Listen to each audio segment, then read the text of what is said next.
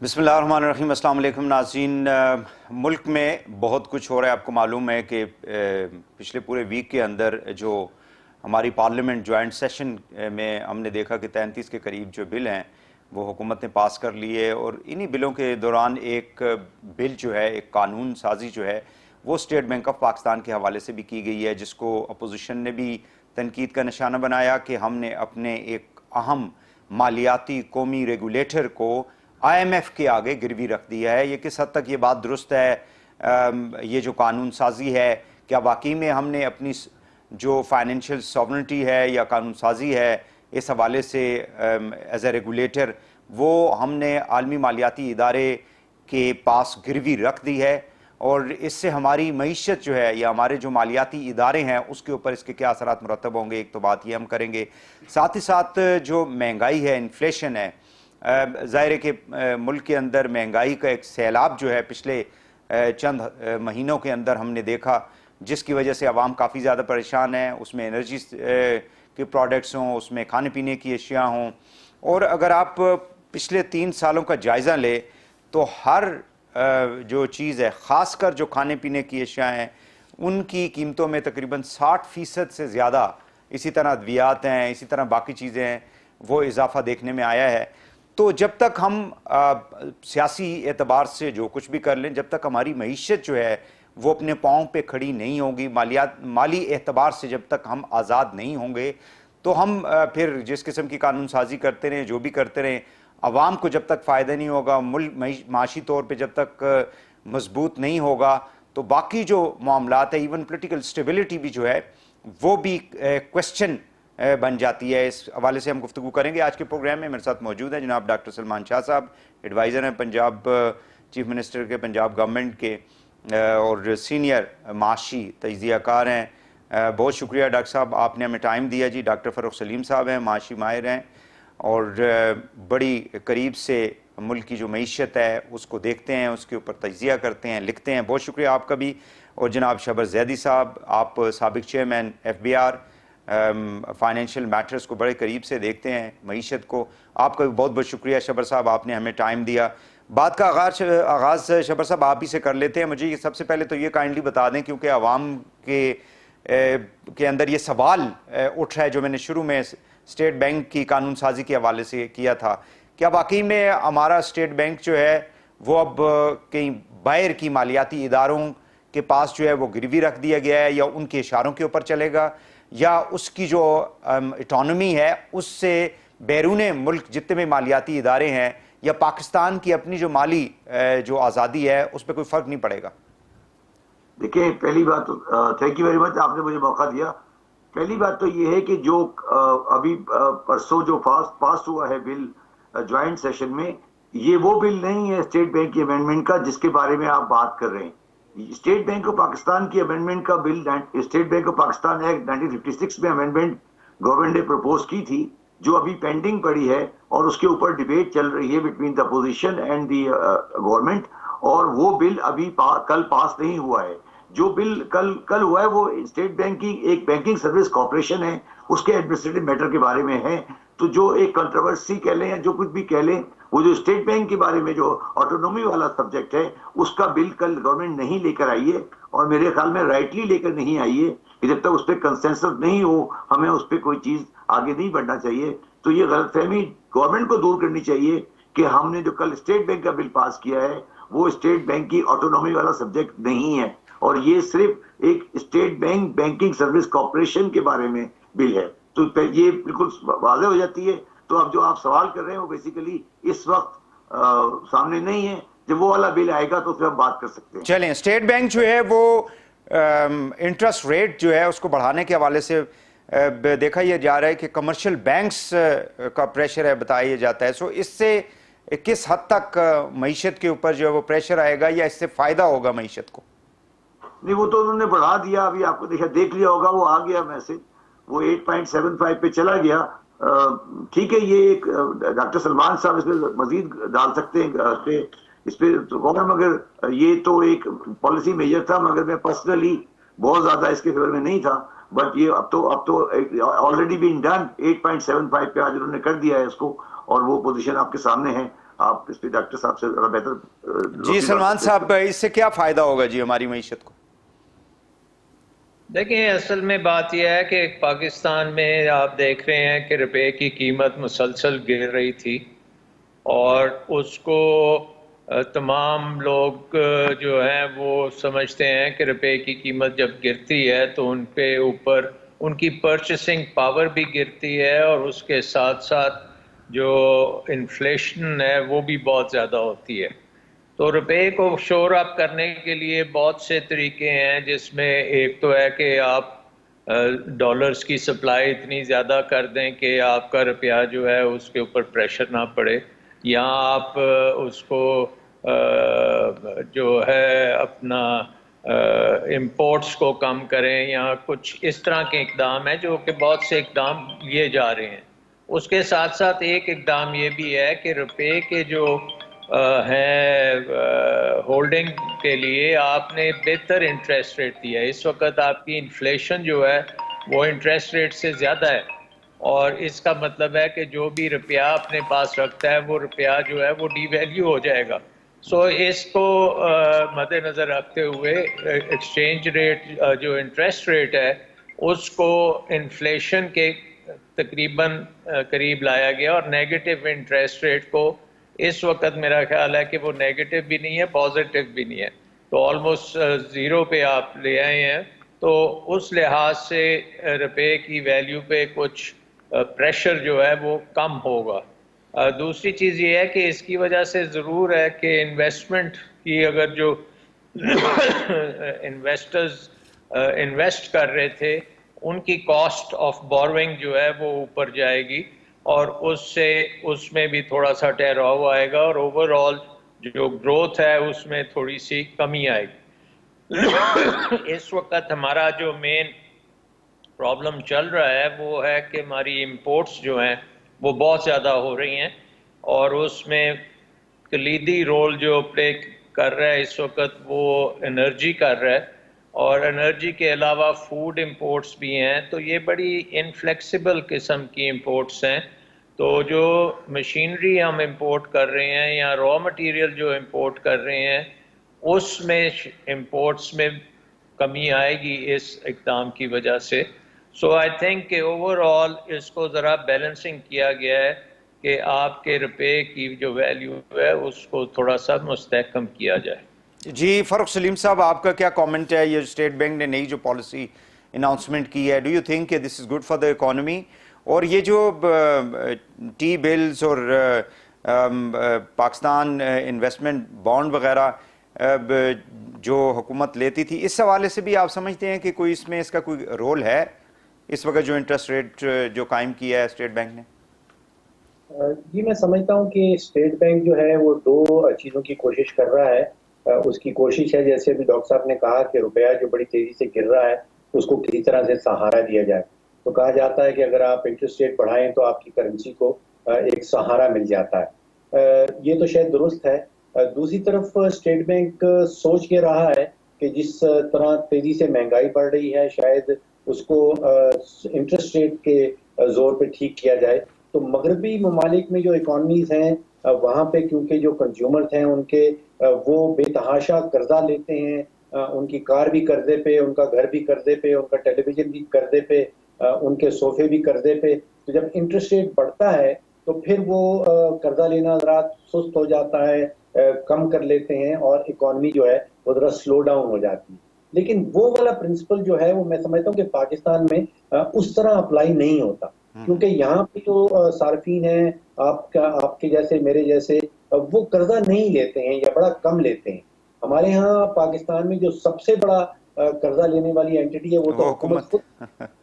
और अगर आप लेट्स से कि इंटरेस्ट रेट बढ़ाते हैं, एवरी परसेंटेज पॉइंट जो इंटरेस्ट रेट बढ़ता है कोई तकरीबन 300 से 400 अरब रुपया इजाफी सूद की मद में हुकूमत पाकिस्तान को देना पड़ेगा। दूसरा जो है कोई 6 से 7 हज़ार बिलियन वो इंडस्ट्री ने उठा रखा है, और इंडस्ट्री को आप समझिए कि अगर 1% पड़ता है, रेट बढ़ता है, तो उनको 60-70 बिलियन का इजाफी सूद जो है वो देना पड़ता है। तो मेरा ख्याल है कि यहाँ पे नुकसान सबसे ज़्यादा हुकूमत को होगा। उसके बाद जो हमारी इंडस्ट्रियल एक्टिविटी है वो ज़रा स्लो डाउन हो जाएगी, उनकी कॉस्ट ऑफ डूइंग बिजनेस जो है वो बढ़ जाएगी, और उसके नतीजे में शायद बेरोजगारी भी जो है वो भी कुछ सर उठाने लगेगी या पहले से ज्यादा बढ़ जाएगी।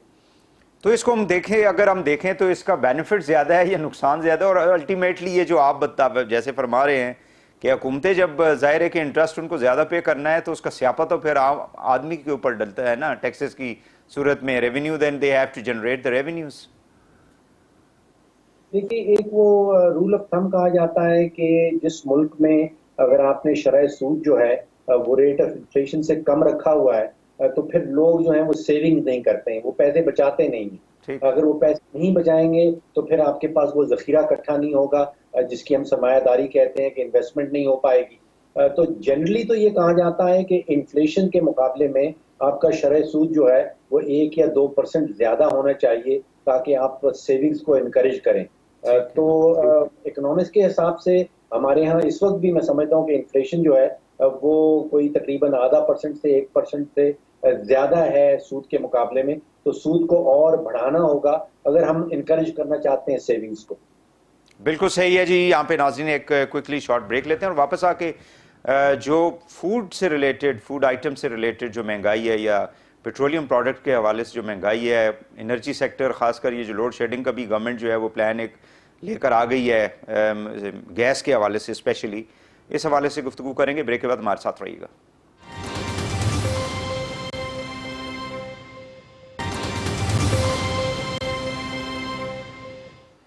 Welcome back. शबर जैदी साहब, मुझे काइंडली ये बता दें कि हमारे यहाँ ज़ाहिर है कि जो एनर्जी की जो खपत है वो बिजली से लेके तो फिर इंडस्ट्री है, फिर कमर्शियल है, फिर उसके बाद सार्फिन जो रेजिडेंशियल लोग आते हैं। अब ये जो इस वक्त जो बहरान हमें गैस का पेश आ रहा है हुकूमत को, और वो लोड शेडिंग की तरफ जा रही है या उसको लोड मैनेजमेंट जो कहती है, क्या ये हमारी गवर्नमेंट की कोई सुस्ती थी, इन्होंने लेट ऑर्डर्स दिए, और एनर्जी सेक्टर जो है वो इनके काबू में क्यों नहीं आ रहा? अब सर्कुलर डेट ही देख लें तो वो 24-2500 तक चला गया है। देखिए, बात ये है कि एनर्जी सेक्टर पर अब हमें ना सच बोलना पड़ेगा। सच बोलने का मतलब ये है कि हमें ये एक्सेप्ट करना पड़ेगा कि एनर्जी सेक्टर का जो स्टार्टिंग से लेकर एंड तक सिस्टम है ये heavily subsidised and cross subsidised है। अब जब गवर्नमेंट ये एक्सेप्ट करने को तैयार नहीं है कि वो सब्सिडाइज्ड है, और जो सब्सिडी लोग ले रहे हैं डायरेक्टली और क्रॉस सब्सिडी ले रहे हैं, वो लोग जब इस चीज को एक्सेप्ट नहीं कर रहे कि हम सब्सिडी ले रहे हैं और वो ढके छुपे अल्फाज में सब्सिडी ले रहे हैं, तो ये सर्कुलर डेट जिसे आप कहते हैं, जो एक्चुअल सर्कुलर सब्सिडी है, ये सामने आती है। गवर्नमेंट के पास 2-3 इश्यूज हैं। पहला इशू तो ये है कि हमारे मुल्क में कोई भी आदमी फॉरवर्ड में कोई कारोबार नहीं कर सकता, बिकॉज हमारे अकाउंटेबिलिटी के इदारे उन चीजों को बड़े डिफरेंट अंदाज में देखते हैं। तो हमारी जो पूरी इकोनॉमिक्स है, जो बेसिकली जो हमारी इकोनॉमिक्स है और एनर्जी, ये पूरी डिस्टॉर्टेड है। तो मेरा जाती व्यू तो ये है कि इस वक्त जो पाकिस्तान में बिजली का बहरान नहीं है, बल्कि बिजली पैदा करने के लिए पैसे का बहरान है। मतलब बिजली तो हम बना सकते हैं, मगर हमारे पास वो पैसे नहीं है जब हम बिजली बनाएं, तो ये बुनियादी बहरान है। और गवर्नमेंट इससे खेलती रहती है, आगे पीछे कर रही है। इस पे गवर्नमेंट को बिल्कुल खुल के सामने आना पड़ेगा कि हमारी बिजली का रेट कंपेटिटिव नहीं है, हमें इसको सही करना है। दूसरी बात ये कि हम आज अफोर्ड नहीं कर सकते कि बिजली का रेट हमारा सही हो या नहीं हो। मगर मैं इस पे एक बात आज आपके सामने लाना चाहता हूं, जो कल शायद आप उसको पता नहीं उसको कितनी अहमियत दे रहे हैं। अगर आप आज का अखबार पढ़ें तो आज के अखबार में गवर्नर स्टेट बैंक ने बैंकों को ये कहा है कि आप करेंसी के मैटर पर जुएबाजी से बाज आ जाए। आपने अगर अखबार पढ़ा हो आज का, मैं ये कहता हूं कि पाकिस्तानी कौम को इस चीज को गौर से देखना चाहिए कि अगर हमारा ऑर्गेनाइज सेक्टर, बैंकिंग के ट्रेजरी डिपार्टमेंट करेंसी के मैटर पर गैमलिंग, स्पेकुलेशन और जुए में इन्वॉल्व हैं, तो फिर पाकिस्तानियों को अपने दामन में झांकना चाहिए कि अगर हम इस तरह के मैटर्स में इन्वॉल्व हो गए हैं और हम फॉरवर्ड एक्सपोर्ट की फॉरवर्ड और इन चीजों में बैंकर्स अपनी पोजीशन को नहीं देख रहे हैं, तो अब पाकिस्तान के रेगुलेटर को आगे बढ़ना चाहिए। और वो जो नहीं, तो फिर स्टेट बैंक के गवर्नर को स्टेटमेंट देने के बजाय उन्हें फिर they should take the action. उनका काम तो नहीं, एक्शन करना है ना, स्टेटमेंट देना तो नहीं है, वो नहीं, सियासत कोई शख्सियत तो मेरा नहीं तो व्यू है कि अगर जी कोई आदमी इसमें इन्वॉल्व नजर आता है जी उसको हेविली पेनलाइज करें, जी उसको हेविली पेनलाइज करें कि बैंकों के ट्रेजरी डिपार्टमेंट जो हैं वो अगर स्पेकुलेशन में कर रहे हैं या एलसीज के साथ खेल खेल रहे हैं या आगे कुछ ऐसी चीजें हैं जो कानूनन नहीं है। मैं नहीं समझता कि क्या बात उन्होंने की है, मगर ये जो बात है जो अखबार में आई है बड़ी डैमेजिंग है, ये बड़ी डैमेजिंग है कि आपका बिल्कुल ऑर्गेनाइज सही, बिल्कुल सही है, बिल्कुल सही है। सलमान साहब, आप काइंडली ये बता दें कि ये जो एनर्जी सेक्टर है, इसको हम अब ये जो गैस की लोड शेडिंग लोगों को जो फेस करनी पड़ेगी, इसकी जिम्मेदारी जो है वो किस पे डाली जाए? अवाम पे ही डाल दी जाए या गवर्नमेंट के ऊपर डाल दी जाए या पॉलिसी मेकर्स पे डाल दी जाए, किस पे डाला जाए? देखें, ये तो एक बहुत लंबा अरसे से हम एनर्जी सेक्टर को बहुत गलत तरीके से चला रहे हैं। सबसे पहले हमने डैमों को मुतनाज़ किया और 40 साल पहले जब तरबेला डैम बना था उसके बाद हमने कोई डैम नहीं बनाया। इसके अलावा जो हमने थर्मल पावर में हम गए तो वहाँ पे हमने सबसे महंगी बिजली लगाई। अब क्या करना चाहिए? वो अब क्या करना चाहिए? अब मतलब अब क्या जी? अब आप फंसे हुए हैं। फारूक साहब, ये जो लोड शेडिंग वाला मामला है, अब एलएनजी के एग्रीमेंट्स जो थे वो पीएमएलएन ने किए और फिर आके नदीम बाबर साहब भी जो है इस हवाले से काफ़ी ज़्यादा प्रेस कॉन्फ्रेंसेस करते रहे कि हमने अब उसका रेट ये कर दिया, अब ये कर दिया, हमने जितनी हमारी रिक्वायरमेंट होगी उसको पूरा करने के लिए ऑर्डर्स वगैरह कर दिए जब वो थे। अब बाद में तो उनको फारग कर दिया गया। ये भी नहीं मालूम कि उनके हवाले से फैसला हुकूमत ने किया क्या, उनको क्यों फारग किया ये भी नहीं बताया, और अगर कुछ उन्होंने किया तो वो भी सामने नहीं लेकर आए। अब काइंडली ये बता दें कि अब लोगों को सुबह नाश्ते के वक्त भी फैमिलीज़ को प्रॉब्लम होता है, ख़ासकर बच्चे जब स्कूलों को जाते हैं, यूनिवर्सिटीज़ को, ऑफिस को जाते हैं, तो ये सारी जो जिम्मेदारी है ये किस पे डालनी चाहिए? जो ब्यूरोक्रेसी बैठी हुई है पेट्रोलियम मिनिस्ट्री में उसके ऊपर डालनी चाहिए? पूरी गवर्नमेंट जिम्मेदार है? कौन है? रईस साहब, असल सवाल यही है जो आप पूछ रहे हैं कि जिम्मेदारी किसके ऊपर डालनी। देखिए, इसका जो हिसाब किताब है वो तो हम सबको पता है। इस वक्त पाकिस्तान के अंदर तकरीबन 5 billion cubic foot per day की जरूरत है गैस की, ये हम सबको पता है। ये भी हम सबको पता है कि मुल्क के अंदर जो है वो 3 बिलियन क्यूबिक फुट से ज्यादा हम प्रोड्यूस नहीं कर रहे हैं। 2 बिलियन का खसारा है, ये सबको पता है। 1 बिलियन अगर आपने इंपोर्ट कर ली है, बाकी 1 बिलियन का खसारा रह गया है। वो किसकी कोताही है? किसने ऑर्डर करना था? क्या वो भूल गए थे? क्या उनसे कोई गलती हो गई? तो यहाँ कोताही तो बिल्कुल क्लियरली हुकूमत के अफसरान की है कि उन्होंने 1 बिलियन क्यूबिक फुट जो गैस ऑर्डर करनी थी, खसारा सबको पता है, प्रोडक्शन सबको पता है, तो फिर वो ऑर्डर क्यों नहीं की गई? और जब वो सस्ती थी उस वक्त ऑर्डर नहीं की गई। एक तो वो इशू है। अच्छा, दूसरा इशू इसमें वही सब ये आता है कि एक 18 से 19%, ये अंग्रेजी में उसको कहते हैं अनअकाउंटेड फॉर गैस, उर्दू में उसका तर्जुमा ये होगा कि ये चोरी हो रही है। बिल्कुल। अब 18 से 19% गैस जो है वो मुल्क के अंदर चोरी हो रही है। कोई 2 बिलियन डॉलर की सालाना गैस चोरी हो जाती है। $2.5 बिलियन हमने कतर को दिया है पिछले साल उनकी एलएनजी खरीदने के लिए। तो जो चीजें हमारे कंट्रोल में नहीं है वो तो आलमी कीमत है। अब अगर $37 का बैरल तेल का 80-85 पे चला गया, वो आपके और मेरे और पाकिस्तान के कंट्रोल में नहीं है। ठीक। चोरी हो रही है, जो चोरी हो रही है वो तो हमारे कंट्रोल में है। अब आप सोचिए कि 20 से 25% जो है वो बिजली चोरी हो जाती है, वो तो हमारे कंट्रोल में है। 10% जो है वो रिसीवेबल्स नहीं आ रहा है, यानी कि 100 रुपए का बिल जाता है, उसमें से 90 रुपए जो है वो वसूली होती है, 10 रुपए वो भी गायब हो जाता है। अब कौन सी ऐसी इंडस्ट्री है कि जिसमें 20-25% आप चोरी करवा दें और 10% आपके पास वसूली ना हो? अब ये वसूली करना और चोरी रोकना ये तो हमारे कंट्रोल में चीजें हैं। जो चीजें कंट्रोल में नहीं है उसका हर वक्त तस्करा रहता है, जो चीजें कंट्रोल में है उसके ऊपर कोई अमल दरामद नहीं होता। तो ये क्या मतलब मिनिस्ट्रियों में जो लोग बैठे हुए हैं, ये सेक्रेटरीज हैं, बाकी लोग हैं, एमडीज हैं, ये सारे फिर करते क्या हैं? मतलब इनकी कोई देखे ना, हम तो मीडिया भी जाके सियासतदान को पकड़ता है, नैब भी जाके सियासतदान को पकड़ता है, प्राइम मिनिस्टर के ऊपर बात कर ली, मिनिस्टरों, ये जो ब्यूरोक्रेसी बैठी हुई है बुनियादी तौर पे, इनको कौन अकाउंटेबल बनाएगा फिर? देखिए, बजट खोल के देखें तो उसमें एक वो आइटम आता है running off the civil government, यानी कि सिविल हुकूमत को चलाने के लिए कोई तकरीबन 400-500 अरब रुपया हम सालाना खर्च करते हैं। और सवाल वही है जो आपने पूछा कि ये अगर अनअकाउंटेड फॉर गैस भी आपने 18-19% करनी है, अगर बिजली भी 20-25% जो है वो चोरी होनी है, तो इसका कोई पॉलिसी ऑल्टरनेटिव निकाले ना। इसका मतलब है कि हुकूमत ये काम नहीं कर पाती। हुकूमत जिस जिस शोबे में भी उसकी मुदाखलत होती है, उस शोबे का आपने देखा है कि उस शोबे का बेड़ा गर्क हो जाता है। चीनी को देख लें। चाहे वो चीनी हो, चाहे वो गंदम हो, चाहे वो बिजली हो, जिस शोबे में हुकूमत जाती है उसमें नुकसान ही नुकसान और खसारे ही खसारे होते हैं, और वो उसकी जो इनएफिशिएंसी की जो कॉस्ट है वो सार्फिन को पे करनी पड़ती है।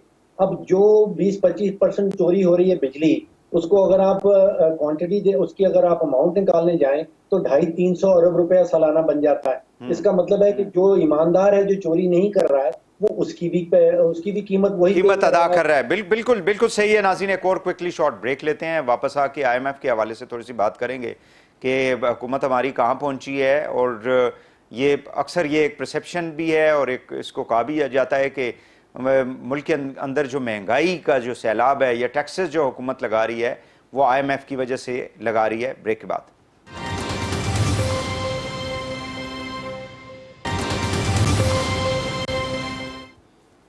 Welcome back. शफर ज़हीर साहब, IMF मजबूरी है हमारी, उनकी बातें माननी पड़ेंगी।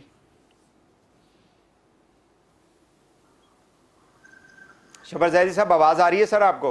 हाँ बिल्कुल आ रही है, बिल्कुल आ रही है। जी जी, मैंने कहा कि IMF के हवाले से काइंडली बता दें कि वेयर वी स्टैंड। देखिए, तीन बातें मेरी सुन ली। पहली बात तो ये कि IMF में हम गए थे और मैं हमेशा से इस बात का कायल हूं कि हमने गलती नहीं की थी, हमने सही फैसला किया था। अच्छा, जहां तक सवाल है कि IMF की आज की पोजीशन क्या है, जो IMF ने अब आज जो ब्लॉकेड है, मेरा नहीं ख्याल कि किसी जगह पर मजीद टैक्स लगाने की कोई गुंजाइश है, और ना शायद कोई नया टैक्स नहीं लगेगा। हो सकता है कोई मामूली एग्जेम्पशन जो है वो विड्रॉ हो जाए। इसलिए IMF का जो बुनियादी टैक्सेशन लगाने का बयानिया है, मेरे हिसाब से वो ठीक नहीं है, क्योंकि मेरा नहीं ख्याल कि अब कोई ऐसी जगह है, गवर्नमेंट के पास स्पेस है जहां पे वो टैक्स लगा सकती है, और शायद ये मैटर IMF के सामने नहीं है इस वक्त। और इसलिए जो मगर ये है कि जो IMF से हमारे मुज़ाकरात हैं, ये मेरे जाती हिसाब से एक तो हमारा इशू जो है वो एनर्जी का मेरा हिसाब से अनसेटल्ड है।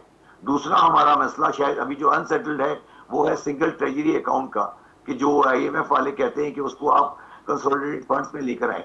मगर मैं यहाँ एक बात वहीद साहब कहना चाहता हूँ डॉक्टर फारूक सलीम साहब के बयान के हवाले से, कि हम आपने सवाल किया कि बिजली का जो चोरी है, ब्यूरोक्रेट क्या कर रहे हैं, गवर्नमेंट क्या कर रही है।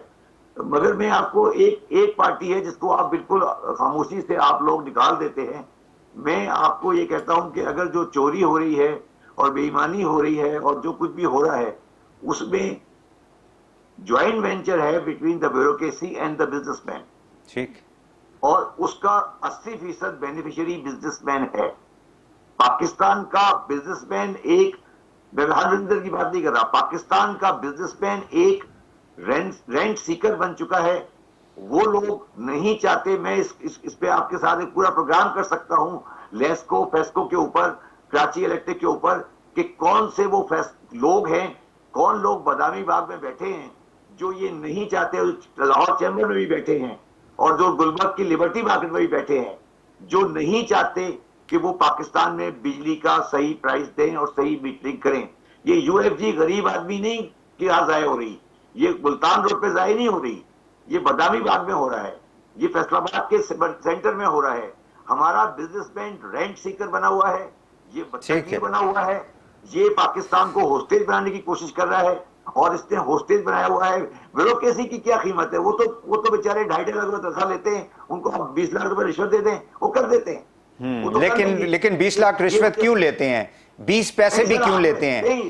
फिर रियासत कहाँ है, फिर हमारे अदारे कहाँ हैं, फिर कानून कहाँ है, फिर तो सारा कुछ सर हम इन बिजनेसमैनों के हाथों पूरा मुल्क बेच दें बस, ब्यूरोक्रेट को और गवर्नमेंट को। और जो मस्जिदों में ये जो बिजनेसमैन हराम खा के मस्जिदों में चंदे दे रहे हैं, इनको कभी किसी ने अकाउंट फॉर नहीं किया, किसी ने नहीं कहा भाई ये इनको भी तो कोई पूछे ये पैसे कहां से आ रहे हैं। सर यही तो मेरा सवाल तो यही है शबर साहब, मेरा सवाल तो जी, यही लोग सुने आगे सुने, अब यही लोग पॉलिटिकल पार्टी को फाइनेंस कर रहे हैं। बिल्कुल सही, यही लोग पॉलिटिकल हर पार्टी में बैठे हैं, तो ये जो आप ट्राई टू अंडरस्टैंड, हम एक बहुत अजीब सी बात करते हैं कि ब्यूरोक्रेसी खराब है, पॉलिटिशियन खराब है, बट आप ये तो देखें कि माशरे को किसने कैप्चर किया हुआ है।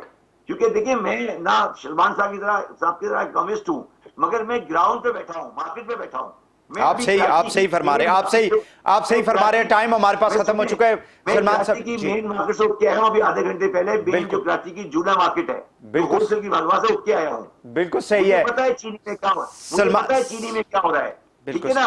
तो ये जो बिजनेसमैन का माफिया है, और ये जो जिसने मुझे भी नाकाम किया, जो मेरे सामने खड़ा हो गया, चले जी वो तो चोर है। Businessman Karachi Lahore electric supply corporation ने, लाहौर चैम्बर ने मुझे क्यों नहीं लेने दिए उनका एड्रेसेस, जो इंडस्ट्रियल यूनिट है उनका मुझे क्यों नहीं बताया गया कि कौन से इंडस्ट्रियल यूनिट है जिनके पास स्टेट रजिस्ट्रेशन नहीं है। सर आप प्लीज, मैं रईस साहब आपको बार बार ये कहता हूं हर प्रोग्राम में, खुदा का वास्ता है, अगर आपको पाकिस्तान को बचाना है तो प्लीज ये गवर्नमेंट की कहानी कि गवर्नमेंट अच्छी आ गई बुरी आ गई, गवर्नमेंट अच्छी आ गई बुरी आ गई, ये हम करते रहेंगे। इसको प्लीज इससे आगे चलें। आप उन लोगों के चेहरों से भी नकाब उठाएं। कौन सी मस्जिद है इसमें कनेक्शन है? यूएफ जी की बात कर रहे हैं आप मेरे साथ, आप बताएं ना पाकिस्तान में कितनी लाख मस्जिदें हैं, किसी के पास मीटर है? किसी के पास मीटर है? यूएफ जी की क्या बात करते हैं हम, किसके पास मीटर है मुझे बताइए। ये जो आप ईद नबी पे और मुहर्रम में आप लाइटें लगाते हैं, इनकी कौन देता है इनकी बिजली का बिल? ये सारे सोशल इश्यूज हैं, इनको समझें। ये जो आप बिल्कुल सही कह रहे हैं, बिल्कुल आप सही कह रहे हैं शबर साहब जी। फांसी लगाई हुई ना, और हम आके बातें करते हैं कि जी ब्यूरोक्रेट ने क्या कर दिया, गवर्नमेंट खराब हो गई, गवर्नमेंट अच्छी हो गई। आपकी बताएं ना, ये सारा पूरा शहर लाहौर ईद नबी पे लाइटें लग जाती हैं, कौन सा मीटर आता है? बिल्कुल ठीक है। सलमान साहब काइंडली क्विकली बता दें कि ये गवर्नेंस के फिर इश्यूज हैं जो बात शबर साहब कह रहे हैं, ब्रीफली। देखिए, ये इश्यूज मेरी नज़र में ओवर रेगुलेशंस के इश्यूज हैं, क्योंकि हमारे जो ब्यूरोक्रेसी जो आपने बात की है, ये रेगुलेशंस इस तरीके से बनाती है कि उसकी प्राइमरी एक किस्म का कंट्रोल रहता है, और वही जो कि एक आराम से हो जाना चाहिए, उस काम में इतने गुंजल डालते हैं और उससे फिर वो रेंट सीकिंग भी होती है। सो पाकिस्तान का एक बहुत बड़ा मसला है कि जो कानून एक दफ़ा बनता है उसकी जगह पे कई 100 और कानून बन जाते हैं, पुराने कानून भी चल रहे होते हैं, नए भी चल रहे होते हैं। हालांकि हमें ये डीरेगुलेशन करने की बहुत अशद ज़रूरत है।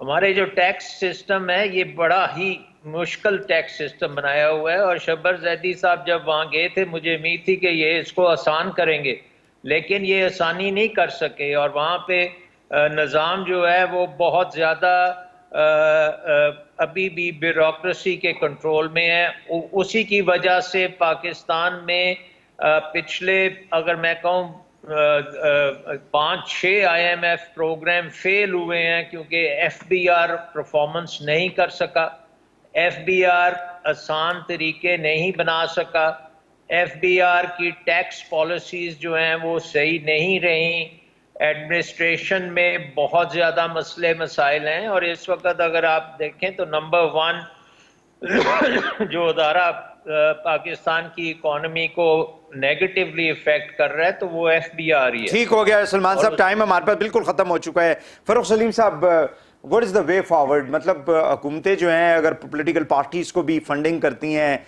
ये जितने भी मालदार लोग हैं, पैसे वाले लोग हैं, माफियाज हैं, चाहे वो चीनी से उनका ताल्लुक है, सीमेंट से है, स्टील से है, तो फिर गवर्नेंस की तो फिर सवाल उठता है ना कि फिर गवर्नेंस स्टेट कहाँ है, रियासती इदारे कहाँ हैं, कौन इनको रोकेगा? देखिए वहीद साहब, मामला कुछ ऐसा है कि हम कुर्बानी के बकरे ढूंढते हैं। कभी हम बिजनेसमैन को ढूंढ लेते हैं और सारा इल्जाम उसके ऊपर लगा देते हैं। आजकल हमने IMF को भी कुर्बानी का बकरा ढूंढा हुआ है कि अगर बिजली के रेट बढ़ रहे हैं तो IMF की वजह से बढ़ रहे हैं, महंगाई हो रही है तो IMF की वजह से हो रही। मैं समझता हूँ ये सारे कुर्बानी के बकरे हैं। असल फुकदान जो है वो हुकूमती पॉलिसी के हवाले से, जो आपने कहा कि व्हाट्स द वे फॉरवर्ड, हुकूमत पॉलिसी नहीं बना पा रही। हुकूमत बिजली के अंदर एक पॉलिसी बनाए, पूरे सेक्टर को डीरेगुलेट कर दे। हुकूमत तेल के अंदर एक पॉलिसी बनाए, सेक्टर को डीरेगुलेट कर दे। पॉलिसी नहीं बनती तो फिर हम कुर्बानी के बकरे ढूंढते हैं कि बिजनेसमैन ने लूट लिया, और कभी माफिया का नाम ले लेते हैं कि माफिया ने चीनी की कीमत बढ़ा दी। भाई अगर माफिया ने चीनी की कीमत बढ़ा दी तो आप हुकूमत बैठे हैं ना, आप पॉलिसी बनाएं, आप एक पॉलिसी बनाएं और उस माफिया को तितर बितर कर दें। तो यहाँ पे एक बड़ा संगीन किस्म का, शदीद किस्म का पॉलिसी का फुकदान है, और जब वो पॉलिसी का फुकदान होता है फिर हम कुर्बानी के बकरे ढूंढने निकल जाते हैं। बहुत शुक्रिया फ़ारूक सलीम साहब आपका, सलमान शाह साहब आपका, शबर जैदी साहब आपका, तीनों मानव का बहुत बहुत शुक्रिया। नाज़रीन आज के लिए इतना ही, वहीद हुसैन को इजाज़त दीजिए, अल्लाह हाफ़िज़।